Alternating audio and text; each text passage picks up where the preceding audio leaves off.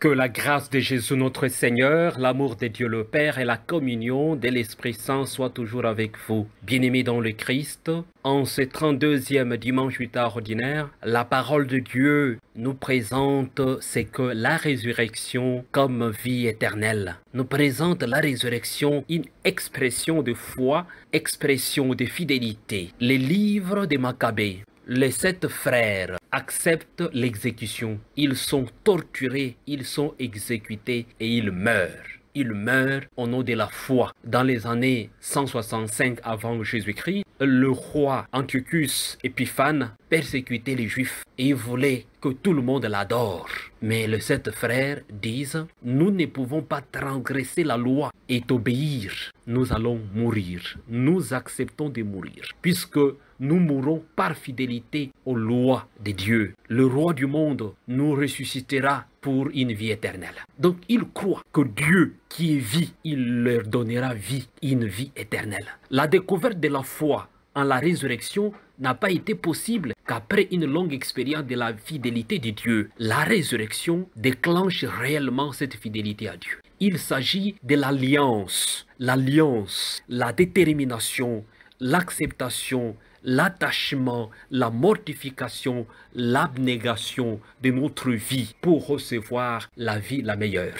Bien-aimés dans le Christ, c'est une étape décisive qui marque réellement le développement de la foi juive. Le développement réellement de la foi, c'est la résurrection qui s'affirme dans ses premiers moments, dans sa genèse. Bien-aimés dans le Christ. Ces 7 frères nous donnent une réalité, nous donnent un bel exemple pour comprendre que celui qui croit ne peut pas se laisser traîner ou entraîner par des sollicitations inutiles. Aujourd'hui, le monde est parfois en proie à la terreur, dans des hésitations par rapport à la valeur que nous devons communiquer, la valeur de la vie, la protection de la vie, la liberté par rapport à la vie. Le monde moderne aspire à la valeur et à la liberté.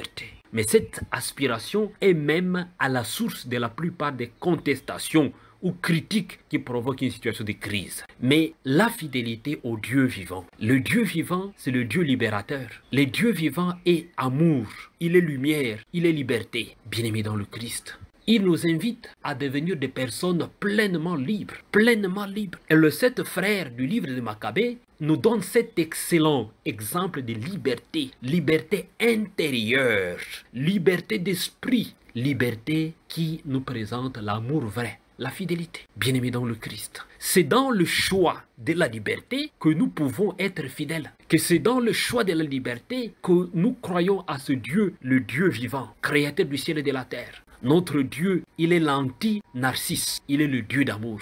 Il est amour, il est lumière, bien-aimé dans le Christ. Ce livre de Maccabée nous renvoie également ou fait connexion avec la part de l'évangile d'aujourd'hui. La question des Sadducéens qui demande à Jésus que devons-nous faire devant cette situation où 7 frères sont passés. Ils étaient décédés sans pour autant avoir un enfant. Et Moïse nous avait dit que si un frère meurt, n'a pas une descendance, son petit frère doit prendre cette femme pour avoir une génération. Bien-aimé dans le Christ. Mais qui dit que automatiquement le petit frère sera capable d'avoir un enfant? Qui dit qu'automatiquement il y aura un enfant? Personne ne connaît le lendemain, sinon le Dieu des vivants. Jésus, à cette question, à cette logique sophiste des Sadducéens, Jésus répond clairement en disant notre Dieu, c'est le Dieu des vivants. Il n'est pas le Dieu des morts. Il est le Dieu des vivants. C'est lui qui nous donne vie. Jésus fait référence à ces buissons ardents. À ces buissons ardents, quand Dieu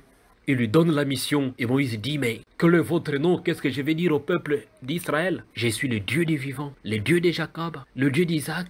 Cette référence aux gens qui ont vécu dans la foi, les gens qui ont pu vivre l'expérience de l'alliance avec Dieu, nous fait clairement voir que notre Dieu, c'est le Dieu des vivants. Il n'est pas le Dieu des morts.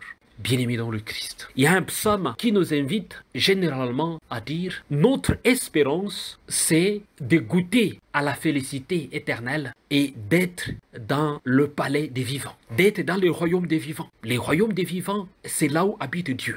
Le royaume des vivants, c'est ce que nous appelons communément le ciel. Le ciel, bien-aimé dans le Christ, s'est construit lentement et sûrement ici-bas dans ce que nous appelons la fidélité. Fidèle aux lois de Dieu, fidèle à celui qui nous appelle, nous commençons à créer le ciel sur cette terre. Donc, notre Dieu, c'est le Dieu des vivants. Ne nous laissons pas entraîner par des petites spéculations par rapport à la civilisation de la mort. Notre monde semble être traîné par la civilisation de la mort. Le chrétien ne peut pas être le monsieur, la dame de la civilisation de la mort.